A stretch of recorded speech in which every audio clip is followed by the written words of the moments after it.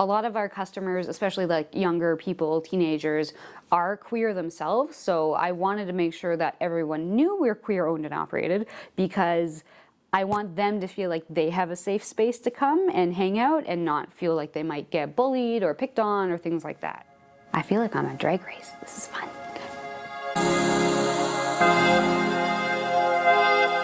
Yes, so my name is Jessie Weinzek.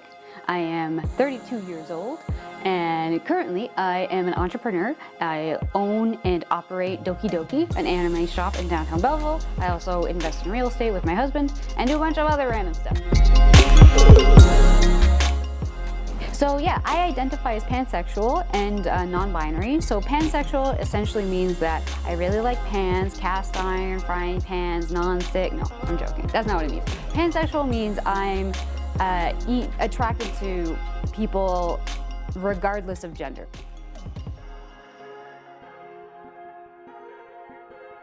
Oh, so growing up, I had what I guess you might call a weird childhood, where I have a single mom and there's 5 kids in my family. I'm number 4 out of 5. And we moved around a lot because we were fairly poor. So we kind of just chased like cheap rent, I guess, if that makes sense. So whenever the rent at one place would be too expensive, we'd move to a different place. And so because of that, I ended up going to a lot of different schools and meeting a lot of different people. I also lived in a fairly small town for most of my life, where we would just move within the same town. So it was 5,000 population in the middle of the country, a town called Listowel in Ontario.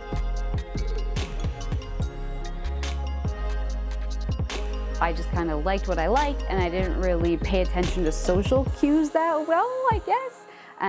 So for example, I was really into Pokemon for a super long time, even after a lot of other kids ended up getting out of Pokemon because it wasn't the cool thing anymore. So sort of the transition between grade 4 to grade 5 and to grade 6 was when a lot of my classmates it seemed to me like they suddenly switched and were like, Pokemon's the best, to Pokemon is the lamest thing and you're a loser if you like it. And I had no idea why they did that, so I was like, I thought you wanted to play Pokemon with me. This is one example. So yeah, I don't know, I think it's when you're a kid and you're poor and like, you know, you get picked on, other kids suck, it's just how it is. There's a group mentality with kids where if you're not part of the herd, then you're the outcast, and so you get made fun of. But if anyone sides with you, then that person becomes an outcast, so nobody sides with you. So that was kind of just my life, basically all through elementary school and then into high school.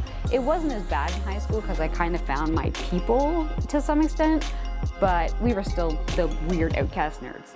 So thankfully, I'm very grateful for this. Being a queer-owned and operated business hasn't really had any issues for us. And I attribute that to, we have a really good community here where it's a very arts-focused community. There's a lot of really supportive people. We're very left-leaning socially. So thankfully, most of the people who are either in the shop day to day or just like around the shop don't have any issues with it or are very happy to see it. A lot of our customers, especially like younger people, teenagers, are queer themselves. So I wanted to make sure that everyone knew we're queer owned and operated, because I want them to feel like they have a safe space to come and hang out and not feel like they might get bullied or picked on or things like that. So thankfully, knock on wood, so far there haven't been any problems. I'm sure, you know, there may be something in the future, but for the time being, we're good. Of course, we have anime goods such as figurines, plushies, little keychains, charms, things like that. We also have a lot of costumes and just like fun kind of anime and Japan inspired apparel, like hoodies and t-shirts and dresses.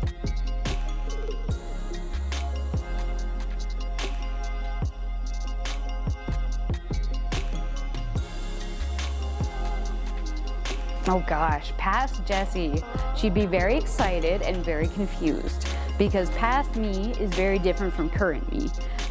Although we share the same like spirit, I like to think that I've never really changed in my soul from who I used to be, but in terms of maturity and like knowledge and ability to do things, I've changed a lot.